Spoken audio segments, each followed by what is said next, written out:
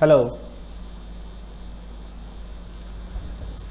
hello and welcome to my YouTube channel. My name is Yogesh Shora and today in this video we will discuss about the quiz session number next 3. So first of all the question है इसके अंदर a good lubricant should have. So good lubricant अच्छे स्नेहक के अंदर क्या गुण होने चाहिए? तो अच्छे स्नेहक के अंदर जो है शांता जो है वो कैसे होनी चाहिए? उच्च होनी चाहिए। तो इसका डायरेक्ट आंसर हो जाएगा हमारे पास ऑप्शन नंबर ए। एक मिरर को यदि फाई एंगल से रोटेट किया जाए तो रिफ्लेक्टेड लाइट कितने से मुड़ जाती है? इफ़ अ मिरर, यदि एक दर्पण को हम क्या करें 5 डिग्री कोण से घुमा दें तो परावर्तित किरण कितने हो जाएगी? ये घूमेगी 2 पाई से। और किस दिशा में? तो आंसर उसी दिशा में। जैसे कैसे, मान लीजिए हमारे पास इस तरह से ये हमारे पास एक दर्पण है और यहाँ हमारे पास 45 डिग्री पर 45 डिग्री पर लाइट आ रही है। 45 से समझाना आसान है इसलिए आपको 45 से समझा रहा हूँ। अब हमने क्या करा, अब हमने दर्पण को मोड़ दिया। ठीक है, दर्पण को मोड़ दिया। ये हमारा नया दर्पण है और ये हमारा नया नॉर्मल है। पहले नॉर्मल यहाँ था, विलंब यहाँ था, अब हमारा विलंब यहाँ है। तो आपतित किरण यूँ आ रही है रेड कलर वाली, तो वापिस से कैसे चल जाएगी? वापिस से ऐसे ही चली जाएगी। तो पहले देखिए परावर्तित किरण यहाँ थी और अब परावर्तित किरण यहाँ है, तो दोनों पीछे कितने डिग्री का कोण आ गया? 90 डिग्री का। और हमने घुमाया कितने से था? हमने घुमाया था 45 से और घूम कितने से गई? 90 से। तो इसलिए आंसर है 2 समान दिशा के अंदर। नेक्स्ट आता है किसी प्रतिचुंबकीय पदार्थ को ताप बढ़ाने पर क्या प्रभाव पड़ता है? तो ताप बढ़ाने पर क्या होता है? ताप बढ़ाने पर उसकी जो ससेप्टिबिलिटी है, मतलब सुग्राहिता है, वो क्या होती है? घट जाती है। और ताप बढ़ने के साथ घट जाती है। अब घटती चली जाएगी तो क्या होगा? जो घटती तो जाएगी, अब ज़्यादा घटाते जाओगे तो क्या होगा? एक ताप ऐसा आ जाएगा जिसके ऊपर वो क्या बन जाएगा? जिसके ऊपर वो लोहे चुंबकीय से कैसा बन जाएगा? डाया मैग्नेटिक, मतलब पैरा मैग्नेटिक बन जाएगा। ठीक है, अनुचुंबकीय बन जाएगा। उस ताप को हम क्या कहेंगे? उस ताप को हम कहेंगे चूरी ताप कहेंगे। नेक्स्ट क्या आता है? एलसीआर परिपथ का रेजोनेंस पर शक्ति गुणांक का कितना होता है? तो इसके लिए देखिए आपको एक छोटी सी ट्रिक बताता हूँ। एल होगा तो वी आगे होगा, सी होगा तो आई आगे होगा, आर एल होगा तब भी वी आगे होगा, आर सी होगा तब भी आई आगे होगा। लेकिन केवल एल है तो वी 90 डिग्री से आगे है। केवल आर, मतलब केवल सी है तो आई 90 डिग्री से आगे है। दोनों आ गए, आर और एल दोनों आ गए तो वी आगे तो होगा, लेकिन कितने से? 5 से। आर और सी दोनों आ गए तो यही जो पहले था अभी कितने से होगा? 5 से। इसको याद कैसे रखें? इसको याद रखें एल वी सी आई से। एल तो वी आगे, सी तो आई आगे। ठीक है, अब जब तीनों आ गए आर एल सी, तो ऐसे में क्या होगा? जब एक्सएल बड़ा होगा एक्सी से, एल बड़ा है तो एल का प्रभाव ज़्यादा है। एल का प्रभाव क्या था? वी का आगे होना। तो कौन लीड करेगा? वी लीड करेगा। क्या केवल एल है? नहीं, साथ में और कुछ भी है, तो इसलिए 5 से आगे होगा। एक्सी बड़ा हो गया एक्स एल से, तो एक्सी बड़ा होगा तो सी का प्रभाव ज़्यादा होगा। सी का प्रभाव क्या है? आई का आगे होना, तो आई आगे होगा। कितने से आगे होगा? 5 से आगे होगा। यदि दोनों बराबर हो गए तो भाई साहब किसी का जोड़ नहीं चलने वाला, ना सी का ना एल का। जोड़ किसका चलेगा? आर का। और आर के केस में क्या होता है? नो लीड लैग, कोई आगे पीछे नहीं होता है। तो मतलब 5 बराबर क्या होता है? 0 होता है। और इसी स्थिति को जब एक्सएल बराबर एक्सी होता है, इसी को हम कहते हैं रेजोनेंस या अनुनाद। तो इस स्थिति में 5 0 है। अब शक्ति गुणांक क्या होता है? शक्ति गुणांक होता है कोस 0। तो कोस 0 बराबर क्या हो जाएगा? 1। तो ये आ जाएगा हमारे पास सी आंसर आ जाएगा। नेक्स्ट आता है गैल्वोमीटर को वोल्ट मीटर में कैसे बदला जाता है? अब इसकी भी ट्रिक सुनो। आप एक लाइन याद रखो और आपको सारी चीज़ें याद हो जाएंगी। कैसे? वोल्ट मीटर का प्रतिरोध कैसा होता है? अनंत, आदर्श का मतलब उच्च होता है। उच्च करना है तो किस में लगाना पड़ेगा? श्रेणी क्रम में लगाना पड़ेगा, सीरीज में लगाना पड़ेगा। कैसा लगाना पड़ेगा? उच्च लगाना पड़ेगा, हाई लगाना पड़ेगा। सब उच्च उच्च चलेगा, सब हाई हाई चलेगा। तो इसके अंदर कितना लगाना पड़ेगा? तो इसका फॉर्मूला होगा R G into N minus 1। N क्या है? एन है नई परास, न्यू रेंज बटे ओल्ड रेंज, पुरानी परास। ठीक है, अब नई रेंज जब वोल्ट मीटर की बात करो तो वोल्टेज की रेंज आएगी। और यदि मान लो एमीटर होता तो देखो एमीटर का प्रतिरोध कितना? 0। निम्न होता है। निम्न होता है तो किस में लगाना है? समांतर में। कैसा लगाना है? निम्न वाला लगाना है। यहाँ मल्टीप्लाई में है तो वहाँ किस में हो जाएगा? डिवाइड में हो जाएगा। बाकी इसके बारे में यदि आपको अभी भी और कोई डाउट हो तो आप मैं इसको कमेंट सेक्शन में पूछ रहे हैं, मैं उसको भी आपको बता दूंगा। नेक्स्ट देखिए आता है एक बॉडी जो है 4 kg मास से चल रही 12 मीटर प्रति सेकंड वेग से दूसरी पिंड से जो है वो कोलाइड करती है। कितने पर? जो 6 kg पर है। तो कह रहे हैं बताइए इसमें लॉस कितना हो। अब इसके वो काफ़ी सारे फॉर्मूले हैं, लेकिन देखो मेरे को इतना पता है, जो प्रारंभ में मोमेंटम था वही बाद में रहने वाला है, जो प्रारंभिक संवेग था वही बाद में रहने वाला है। तो प्रारंभ में गतिज ऊर्जा कितनी थी, वो थी p²/2m1। बाद में गतिज ऊर्जा कितनी होगी, ke2 या ke फाइनल, वो होगी p²/2m2। ठीक है, दोनों बार p² क्या रहेगा, सेम रहेगा। तो p² आ जाएगा। हमें क्या निकालना है, हमें निकालना है हानि कितनी हुई। तो हानि कितनी हुई, तो हानि होगी ke1 - ke2। तो ऐसे में ke1 कितना है, ke1 है p², वो आ जाएगा कॉमन। ठीक है, p²/2 आ जाएगा कॉमन, तो बचेगा वही 1/m1 - 1/m2। अब p² क्या है, p है हमारे पास प्रारंभिक संवेग। प्रारंभिक संवेग कितना है, 4 × 12 m × v। तो m कितना है बेटा, 4, और v कितना है, 12। तो कितना हो जाएगा, 48। ठीक है, बनाने को उसका फॉर्मूला भी कुछ आप बना सकते हो। तो 48 × 48/2, 48 का स्क्वायर था। m1 कितना है, अकेला इसी का द्रव्यमान था, है ना, क्योंकि पहले यही चल रहा था अकेला। m1 की बात कर दो, सिर्फ ये था। अब m2 बाद में जो गति ऊर्जा है वो दोनों की मिला के, क्योंकि दोनों चल रहे हैं, तो बटे क्या आ जाएगा 10, जिसका आप सोल्व करोगे तो आंसर क्या आएगा 172.8। तो ये हमारा क्या होगा, नुकसान होगा। इसके अलावा अलग से भी आप पहले दूसरे की वेलोसिटी निकाल लें, फिर नुकसान निकाल सकते हैं। नेक्स्ट आता है numerical ratio distance and displacement का। डिस्प्लेसमेंट टू डिस्टेंस, दूरी व विस्थापन का। अब देखिए इधर लिखा हुआ है, हाँ, विस्थापन और दूरी का अनुपात। तो देखिए दूरी जो है, एक याद रखें, दूरी जो है विस्थापन से बड़ी होती है, आप ये याद रखें। तो हमसे पूछा है विस्थापन, तो दूरी का इस तरफ भाग देते हैं। तो इसमें क्या आ जाएगा, विस्थापन बटे दूरी, मतलब डिस्प्लेसमेंट अपॉन डिस्टेंस, क्या आ जाएगा 1। तो मतलब ये रेशो किससे कम होता है, 1 से कम होता है, <1 आ जाएगा हमारे पास। ठीक है, नेक्स्ट आता है पॉइसन रेशो का व्यवहारिक सीमा क्या होती है। तो पॉइसन रेशो की जो व्यवहारिक सीमा होती है वो कितनी होती है, 0 से 0.5। और ये क्या होती है, ये होती है थ्योरेटिकली, सैद्धांतिक। और ये कौन सी होती है, ये होती है प्रैक्टिकली। दोनों आप याद रखिए। ठीक है, नेक्स्ट क्या आता है, निम्नलिखित में से किसकी भेदन क्षमता सबसे अधिक है। तो गामा पार्टिकल की जो है सबसे अधिक क्षमता होती है, फिर बीटा की, और फिर क्या होती है, अल्फा की होती है। नेक्स्ट आता है यंग प्रत्यास्थता बीमा क्या है। देखो यंग प्रत्यास्थता की, दाब की मतलब प्रेशर की, और स्ट्रेस मतलब प्रतिबल की, इन तीनों की डायमेंशन क्या होती है, सेम होती है। तो आप याद रखें क्या होती है इसकी डायमेंशन। तो आपको और किसी को याद होना हो, लेकिन प्रेशर का फॉर्मूला आपको जनरली याद रहता है, फोर्स अपॉन एरिया। अब फोर्स की यूनिट क्या होती है, m1 L1 T-2। एरिया की क्या होती है, L2 metre square. Maximum time आप फोर्स की याद रखें, क्योंकि अधिकतर फॉर्मूला में आपको फोर्स मिल जाएगा। L1 और इधर L2 है, तो एक कट जाएगा, m1 L-1 T-2। ठीक है, तो ये हमारे पास आएगा m1 L-1 T-2। और आप मुझे कमेंट सेक्शन में श्यानता गुणांक की बीमा बताएं, कोफिशिएंट ऑफ विस्कोसिटी की मेरे को डायमेंशन बताएं, ये पूछा गया है एयरफोर्स के अंदर। नेक्स्ट आता है लीस्ट ड्रॉप रीजन। अब देखो इसमें क्या है, जो ट्रांजिस्टर है उसमें सबसे कम डोप क्या हुआ क्षेत्रफल क्या होता है। देखो एरिया की दृष्टि से देखा जाए तो एरिया की दृष्टि से सबसे बड़ा होता है कलेक्टर, फिर होता है मीटर, फिर होता है बेस। डोपिंग की दृष्टि से देखा जाए, डोपिंग में सबसे पहले होता है मीटर, फिर होता है कलेक्टर, फिर होता है बेस। तो सबसे कम जो पूछ रहा है, तो सबसे कम क्या है, बेस है आपके पास। ठीक है, इसकी भी एक ट्रिक है ट्रांजिस्टर की, आगे चल के कभी हम पूरा ट्रांजिस्टर वीडियो बनाएंगे तब आपको पूरी ट्रिक बताऊंगा। नेक्स्ट आता है कंडक्टर की कैपेसिटी किस पर डिपेंड नहीं करती। देखो सी का फॉर्मूला क्या होता है, ε0 A/d। क्या इसमें कहीं चार्ज आया, नहीं करती। वोल्टेज आई, नहीं आई। क्या मटेरियल का नेचर आया, नहीं। ये मत सोचना कि आप ε0 नेचर का मटेरियल, नहीं।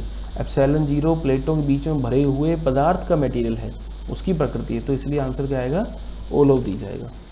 नेक्स्ट आता है केशिका नली में द्रव ऊपर उठेगा जब। अब देखो इसमें आप एक चीज़ याद रखो, सारी चीज़ आपसे चलती चलेगी। देखो मैं एक लाइन लिखता हूँ, यदि FC बड़ा होगा FA से, FC मतलब ससंजक बल, FA मतलब असंजक बल, कोहेसिव फोर्स, अडहेसिव फोर्स। यदि ये बड़ा होगा तो आंसर है नहीं चिपकेगा,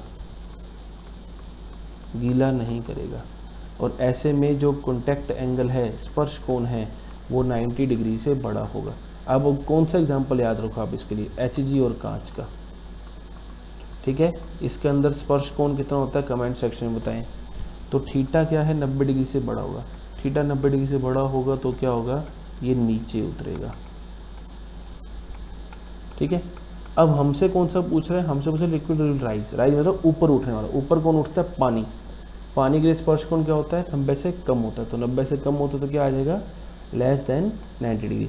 90 से ज़्यादा होता तो नीचे जाता, 90 के बराबर होता, 90 से बराबर 90 डिग्री किसके लिए होता है, ठीक है, ये भी कमेंट सेक्शन में बताया मुझे कि 90 डिग्री किसके लिए होता है। वैसे कांच और सिल्वर ये इसके लिए होता है, ठीक है। तो ये हमारा 90 डिग्री जब होगा तो क्या होगा, ना ऊपर जाएगा और ना ही नीचे आएगा।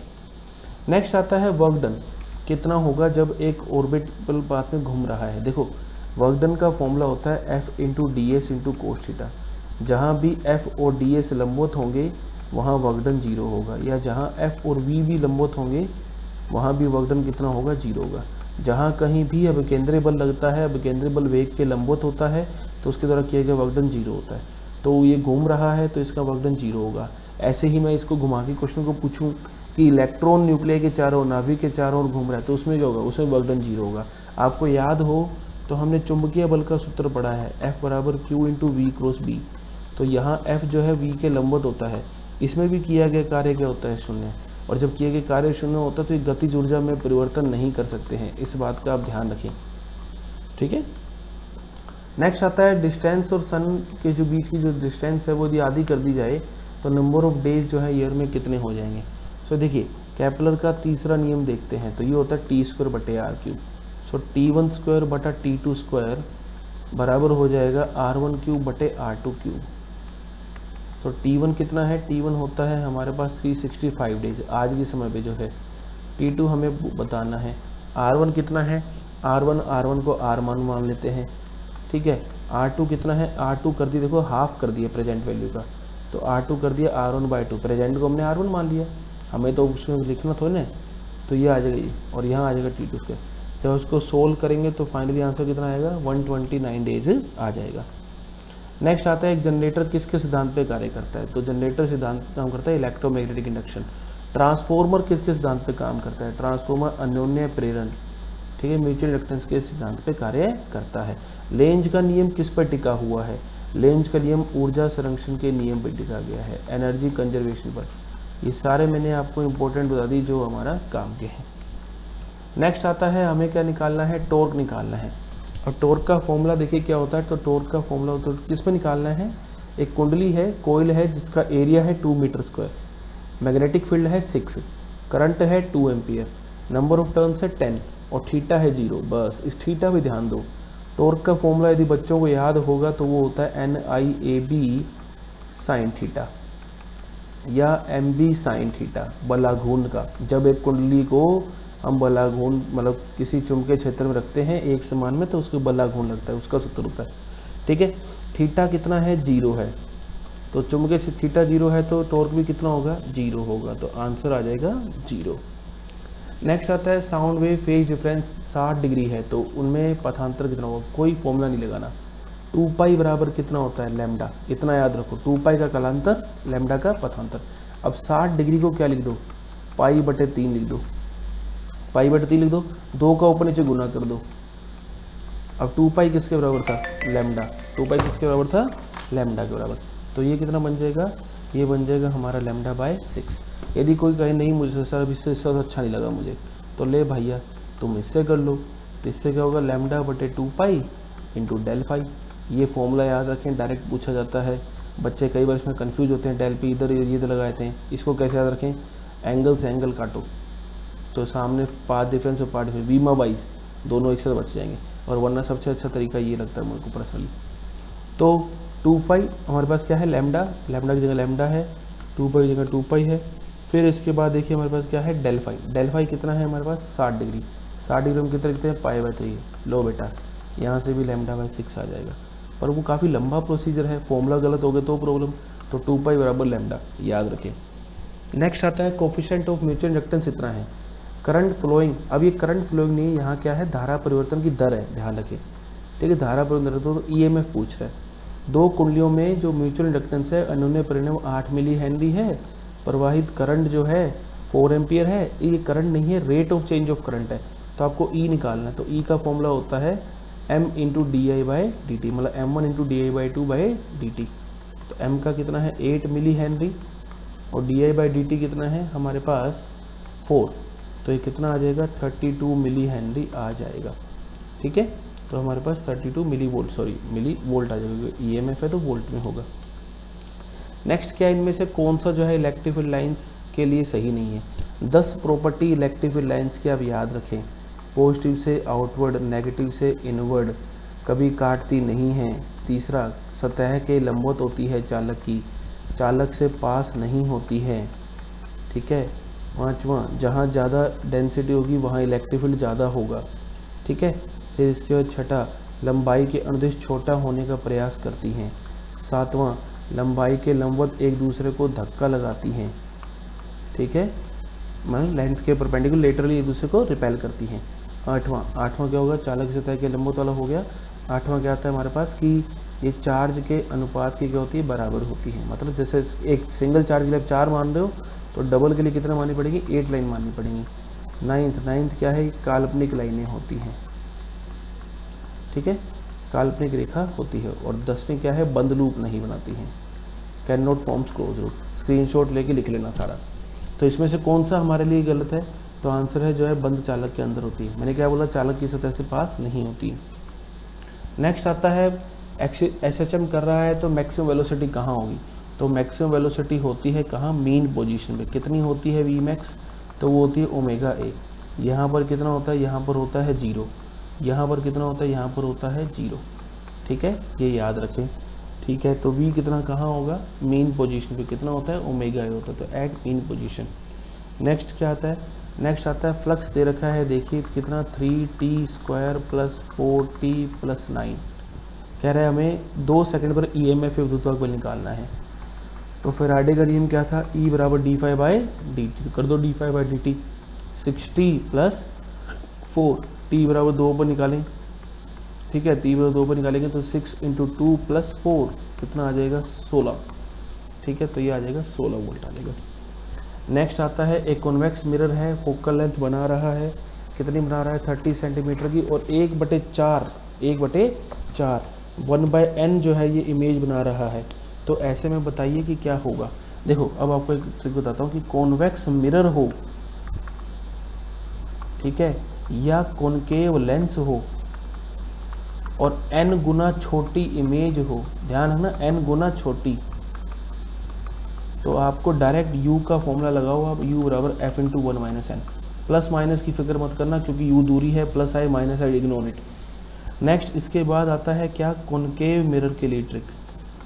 कॉनकेव मिरर के लिए, कॉनकेव मतलब अवतल दर्पण के लिए। ठीक है, या फिर ट्रिक आ जाए कॉन्वेक्स लेंस के लिए, और मैक्सिमम टाइम आता है n गुना बड़ी। तो n गुना बड़ी के लिए u का फॉर्मूला लगाइए, f = 1 ± n/n। अब प्लस कब लगाएं, माइनस कब लगाएं। प्लस लगाएं कब, जब रियल इमेज हो, माइनस लगाएं कब, जब परिवर्ती इमेज हो। ठीक है, तो हमारे वाला जो क्वेश्चन है वो ये वाला है। तो u बराबर, क्योंकि हमारे लिए कौन सा दर्पण है, उत्तल दर्पण, उत्तल मतलब कॉन्वेक्स मिरर, तो u = f कितना है बेटा, 30। 1 माइनस कितने गुना छोटी है, ध्यान रखें, n गुना छोटी, 4 गुना छोटी है, तो यहाँ 4 रखना है, 1/4 रखना है, तो कितना आ जाएगा, -90। मैंने कहा माइनस को इग्नोर करो क्योंकि दूरी है, तो कितना आ जाएगा, 90 सेंटीमीटर। इस ट्रिक को भी नोट कर लें। नेक्स्ट आता है कि माध्यम में ताप परिवर्तित करने पर क्या होता है। देखो जो आवृत्ति होती है, आवृत्ति किसकी विशेषता होती है, सोर्स की। जब तक स्रोत नहीं बदलता तब तक ये नहीं बदलेगा। एम्पलीट्यूड भी इसी पर है। वेवलेंथ जो है, वेवलेंथ या वेलोसिटी, ये किसकी प्रॉपर्टी होती है, ये माध्यम की विशेषता होती है, तो ये बदल जाती है। सेम टू सेम ऐसा ही पूछा जाता है, एयरपोर्ट से पूछा भी गया था कि अपवर्तन होने पर क्या चीज़ नहीं बदलती है, व्हेनेवर रिफ्रैक्शन अकर तो which of the following will not change. तो आंसर है आवृत्ति नहीं बदलती है, क्योंकि आवृत्ति किसकी विशेषता होती है, सोर्स की होती है। नेक्स्ट आता है एक जो है फ्रिज 27 डिग्री और 127 डिग्री के बीच काम कर रहा है, निष्पादन गुणांक या कोफिशिएंट ऑफ परफॉर्मेंस बताइए। अब देखो बीटा का फॉर्मूला होता है T2/T1 - T2। अब बात आती है सर T1 कौन सा, T2 कौन सा, तो बेटा याद रखना T2 जो है वो T1 से छोटा होगा और दोनों किस में होंगे, केल्विन में होंगे। इस बात का आप याद रखें, ठीक है। सो T2 कितना है, T2 है हमारे पास जो छोटा है, छोटा कौन है, 27, 273 जोड़ोगे तो कितना आ जाएगा, 300 आ जाएगा। T1 कितना है, 127, 273 जोड़ोगे जब आप, तो इसमें कितना आ जाएगा हमारे पास, अब इसमें आ जाएगा हमारे पास 400, ठीक है। और यहाँ कितना आ जाएगा, यहाँ हमारे पास आ जाएगा 300, तो कितना आ जाएगा 300/100। सो 0 0 0 0 कट गया तो कितना आ जाएगा 3। कुछ गलत करा लगता है हमने। ठीक, चलिए वापिस से देख लेते हैं। देखिए तो हमारे पास क्या होता है, T2 है हमारे पास छोटे वाला कौन है, देखिए बीटा बराबर आता है Q2 बटा Q1, है ना, Q2 बटा W। ठीक, Q2 क्या है जो हमने हीट खींची, और W क्या है जहाँ से Q2 क्या होता है, Q2 तो Q2 पड़ा रहने दो, और इसको लिख देते हैं Q1 माइनस Q2। तो ऐसे T2 बटे T1 माइनस T2। T2 कौन सा होता है, छोटे वाला, तो ये कितना आ जाएगा, ये आ जाएगा 300। ठीक है, अब ये कितना आ जाएगा, ये आ जाएगा हमारे पास, इसमें जो सोर्स का टेम्परेचर है, ये कैलकुलेशन में इसमें एरर है, सोर्स का टेम्परेचर कितना आएगा जो ज़्यादा होगा। ठीक है, मतलब बाहर का जो है, या चल लीजिए तो T1 कितना आ जाएगा 400। ठीक, माइनस कितना आ जाएगा 10, तो इसमें आंसर कितना आने वाला है 300/100, 3 ही आने वाला है। ओके, सो ये था हमारा आज का पेपर। सो होप आपको आज का पेपर अच्छा लगा होगा। तो चलिए पढ़ते रहिए। Thank you. जय हिंद, जय भारत, धन्यवाद।